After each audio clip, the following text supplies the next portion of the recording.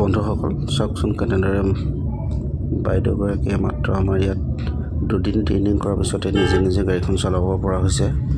তেখেতে 10 দিনীয়া আমাৰ ইয়াত এটা কোৰ্চ লৈছিলে। আজি তেখেতৰ দুদিন আৰু তেখেতে সুন্দৰকৈ গাড়ীখন ৰোডত চলাই নিব পৰা হৈছে। আমি ইয়াৰ পিছত আকৌ আপোনালোকক বাইদেউ চলোৱাৰ পৰৱৰ্তী ভিডিঅ'টো প্ৰদান কৰিম। আজিলৈ ধন্যবাদ।